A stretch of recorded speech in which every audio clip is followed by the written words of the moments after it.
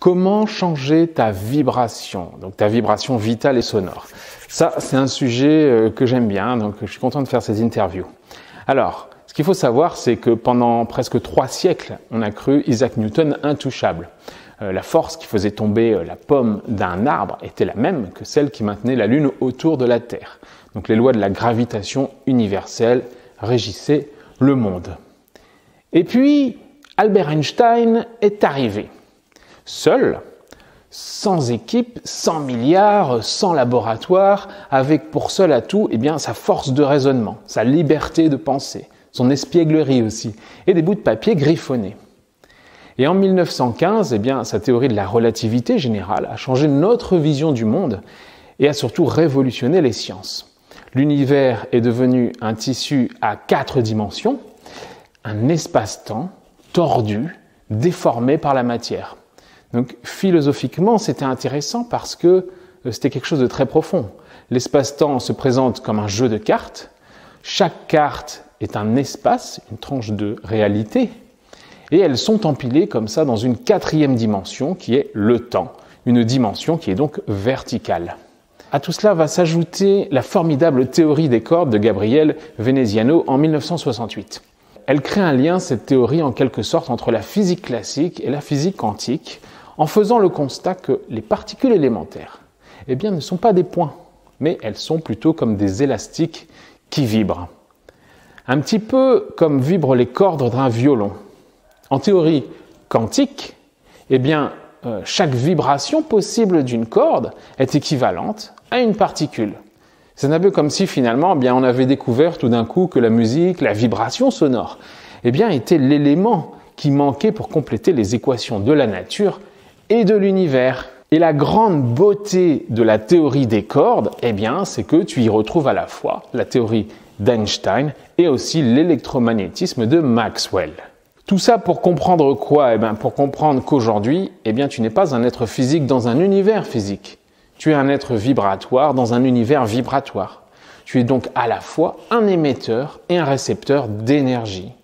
Finalement, l'un de tes plus grands défis en tant qu'être humain, c'est d'apprendre à vivre et te comporter comme un être vibratoire dans un univers vibratoire. Du coup, si tu raisonnes comme ceci, raisonner comme réfléchir, je dirais, mais aussi raisonner comme vibrer, tu obtiens en quelque sorte toutes les clés pour mieux comprendre le monde et l'univers qui t'entoure.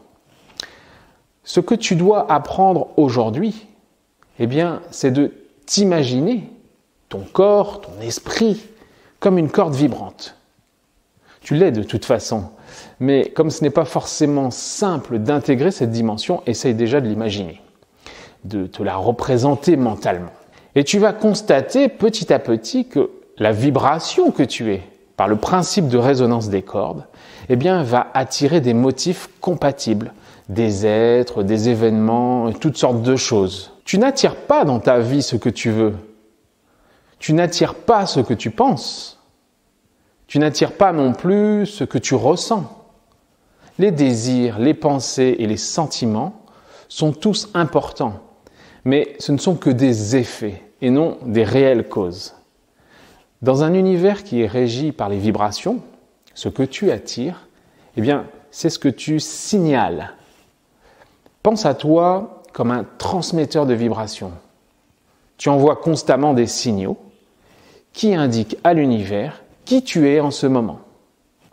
Ces signaux attireront ou repousseront d'autres êtres, d'autres événements ou d'autres expériences vibratoires.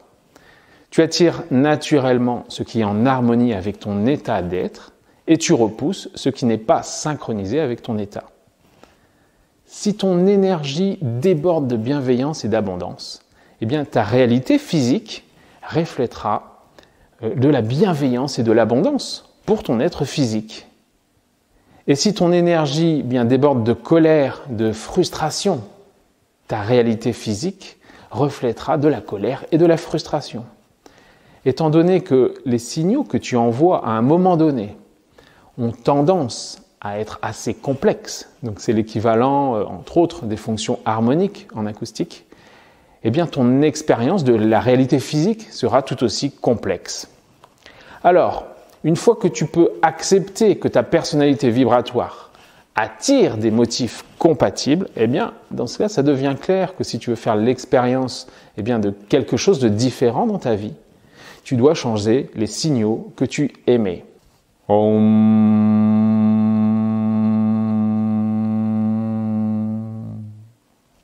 Écoute le bourdonnement vibratoire de ton corps, de ton être. Calme ton esprit, synchronise ton être intérieur et écoute cette station de radio qui est toi-même. Quel type de signaux tu diffuses en ce moment? Lorsque tu syntonises un instant, syntoniser. Bon, je t'apprends un mot que tu ne connais pas. Syntoniser, c'est être en totale harmonie avec ses émotions, ou quand deux choses ont la même fréquence entre elles. Donc, je disais, lorsque tu syntonises un instant, tu peux sentir certains des signaux qui émanent de toi. Tu peux sentir que tu rayonnes de bonheur et de joie. Tu sens que tu envoies des signaux pour attirer de nouvelles relations positives et affectueuses dans ta vie. Tu peux sentir que tu rayonnes d'abondance et que ton énergie augmente. Tu peux sentir que ton énergie est très mentale pour le moment, mais c'est normal parce que tu regardes cette vidéo et tu écoutes le son de ma voix. Ce sont toutes des pensées cependant. Le vrai signal que tu émets n'est pas une pensée, c'est une fréquence. Je pourrais essayer de décrire cette fréquence avec des mots, mais je ne pourrai jamais le faire d'une manière correcte, car le langage humain n'est pas adapté à cette analyse. Certaines choses doivent se ressentir, comme la musique, les sons, les vibrations. Tu peux également syntoniser les signaux de ton environnement. Tu peux sentir que ton ventre diffuse de la satiété puisque tu viens juste de prendre ton petit déjeuner. Tu peux aussi observer qu'il fait froid ou chaud dehors. Tu entends de la musique douce provenant de ta chaîne Hi-Fi. Le son est une vibration. Tu peux percevoir subtilement le signal de ton voisin ou de ta voisine qui émet depuis la maison d'à côté. Tu peux sentir l'énergie combinée des personnes d'ailleurs qui regardent en ce moment même, comme toi, cette vidéo. Dans l'ensemble, tu peux sentir que les signaux que tu envoies, ceux de ton environnement, sont synchronisés. Tu te sens heureux, paisible, abondant, et ton environnement en est le reflet. C'est un état stable que tu éprouves souvent. Et ta signature vibratoire, c'est la somme finalement de tous les signaux que tu envoies. Tes pensées et tes sentiments ne sont cependant pas la cause de ces signaux. Tes pensées et tes sentiments sont en réalité des effets de ces signaux. Si tu modifies le signal que tu émets, tes pensées et tes sentiments vont également changer. C'est une des clés que tu dois assimiler. L'équilibre vibratoire existe aussi en musique. Alors d'ailleurs, de la même façon, on peut dire que la somme des notes jouées dans un morceau représente sa signature vibratoire qui le définit. Il ne faut donc pas juger une note de manière isolée. Il faut au contraire se laisser traverser par l'ensemble des notes et assimiler la musique globalement comme un seul signal chargé d'harmoniques complexes. L'harmonie n'a jamais été une seule note. L'harmonie implique forcément plusieurs notes et qui par ailleurs évoluent dans le temps.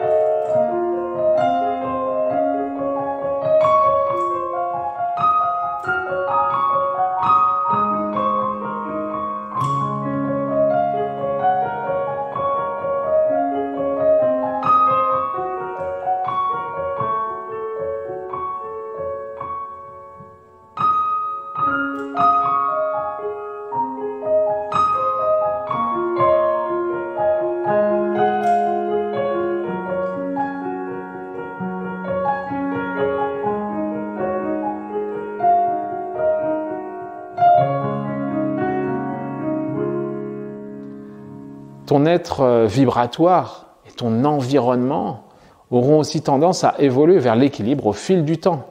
Si ta situation actuelle semble relativement stable, eh bien, il est quand même prudent de dire que tu maintiens ton équilibre.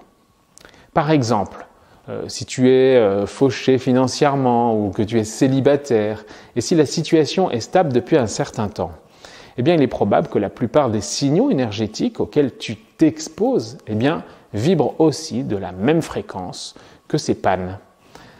Cela inclut l'endroit où tu vis, ça peut être les personnes avec lesquelles tu interagis, ton environnement de travail, c'est aussi les événements de ton calendrier, tes meubles, ce que tu fais aussi, comme par exemple le temps que tu ne t'accordes pas pour toi-même ou certaines choses que tu fuis émotionnellement. Ton être est immergé dans un champ de ces signaux. Tout ce qui t'entoure, et même inconsciemment, eh bien, tout cela va vibrer au même niveau. Si tu continues à t'entourer de signaux qui renforcent ton état actuel, eh bien, cet état persistera indéfiniment. Tu pourras peut-être t'en échapper pendant un court moment, mais tu y reviendras car c'est ton point d'équilibre. Alors, la solution, car je ne vois pas l'intérêt de faire une interview et de partager mon avis si c'est pour ensuite te laisser tout seul ou toute seule face à ces constats sans aucune solution. Donc sache que les dissonances de la vie, nos échecs, nos erreurs, nos déceptions, toutes les choses pour lesquelles on te condamne, on te juge, tes choix, eh bien, comme dans les 10 harmonies qui forgent en fait les plus belles musiques, eh bien, sont des opportunités nécessaires qui donnent un sens à ta vie. Mais qui dit opportunité, dit savoir aussi les capter et les saisir. Si tu es un émetteur de vibrations, n'oublie pas que tu es aussi un récepteur. Sois à l'écoute de ce qui t'entoure. La solution donc, eh bien, change ta vibration. Créer un changement temporaire dans ta vibration, ça c'est facile. Tu peux créer un tel changement en quelques secondes. Par exemple, saute et déplace ton corps. Chante ta chanson préférée. Souris 1 minute. Le sourire, voilà un signal que j'adore et que j'utilise constamment. Souris, souris, souris, souris aux autres et souris même quand tu es tout seul. Tout le temps, il n'y a pas de moment pour ça. Quand tu souris, ton cerveau émet un signal puissant autour de toi. Fais une pause de yoga par exemple. Prends une douche froide. Tout cela va changer ton état. Fais des choses que tu n'as pas l'habitude de faire. Dis aux personnes qui comptent pour toi que tu les aimes. L'amour est bien sûr la plus puissante des vibrations qui soit dans l'univers. Cependant, cela ne crée aucun changement durable si tu reviens à ton ancienne vibration par la suite. Donc si ton signal dominant reste inchangé, eh bien ton équilibre ne sera pas déplacé. Et pour changer ton équilibre, tu dois rompre l'ancien équilibre. Tout cela signifie que tu dois créer une déconnexion durable entre ta vibration actuelle et les vibrations environnementales qui lui sont compatibles. Il y a fondamentalement 2 façons de faire cela. Donc premièrement, tu peux déplacer ta propre vibration assez longtemps pour créer une déconnexion durable avec ton environnement actuel. Donc si tu commences à transmettre un nouveau signal, eh bien tu vas bientôt repousser tout ce qui, dans ton environnement, est incompatible avec ton nouveau signal. Tu commences également à attirer d'autres personnes, événements, expériences compatibles avec ton nouveau signal. Tiens la nouvelle vibration assez longtemps et tu verras toute ta réalité physique changer autour de toi. Tu peux appliquer cette approche en visualisant très clairement tes objectifs pendant au moins 20 minutes par jour. Visualise de manière à pouvoir ressentir des émotions fortes. Un changement émotionnel implique que tu diffuses un nouveau signal. Plus tu peux tenir cette nouvelle vibration longtemps, plus ta réalité évoluera rapidement. La deuxième méthode consiste à remplacer intentionnellement bon nombre de tes signaux environnementaux par de nouveaux. Ensuite, tu dois te tenir dans ce nouvel environnement. Donc, cela va te mettre mal à l'aise au début, car tu ne seras pas compatible avec ces nouveaux signaux. Mais tu dois leur permettre de recalibrer ta propre vibration jusqu'à ce que tu deviennes compatible avec eux. Tu peux appliquer cette approche en modifiant ton paysage environnemental, physiquement, socialement et même autrement. Par exemple, cesse de passer du temps avec des amis paresseux, sans ambition. Range ta télévision quelque part et passe le plus de temps possible avec des personnes qui sont les plus productives que tu connais. Cela te mettra peut-être mal à l'aise au début, mais tu finiras par intégrer ces nouveaux signaux. Et ton propre modèle de vibration changera bientôt pour entrer en résonance avec les personnes de cet environnement. Donc pour résumer, tu peux changer le signal que tu émets ou le laisser se transformer par rapport aux autres vibrations dans lesquelles tu es immergé.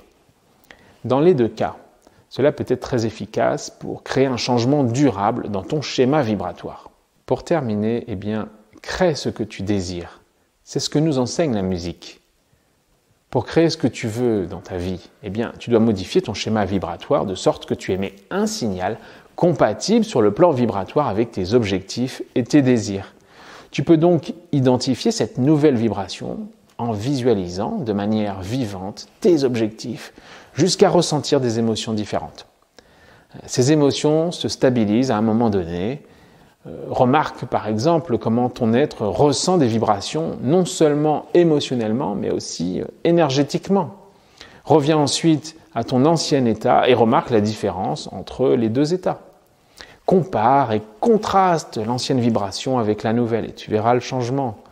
Par exemple, voici comment je décrirais la vibration d'être mal dans sa peau. Tu peux être serré, noué, tordu, chaotique, flou, rouge, foncé, triste, agité, impatient. Et voici comment je décrirais la vibration de l'estime de soi.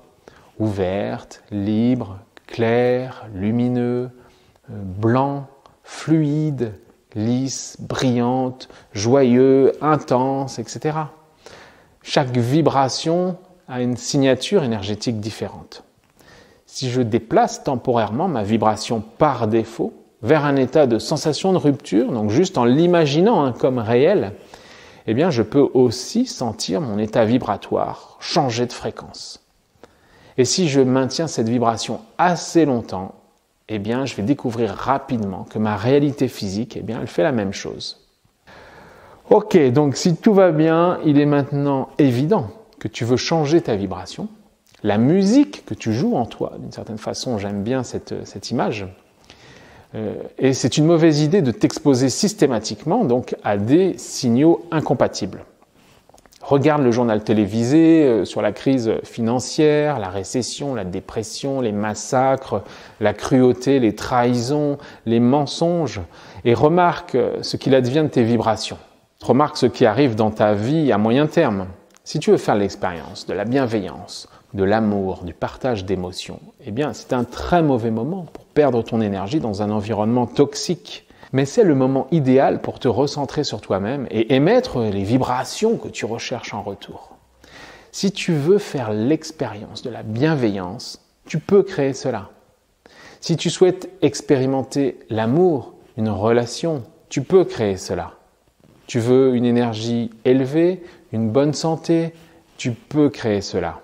C'est un peu le principe du sonar en acoustique. Tu émets un son, une vibration sonore dans les profondeurs des abysses qui rebondit et qui revient chargé d'une réponse imprégnée de l'environnement qu'il a traversé pour son retour.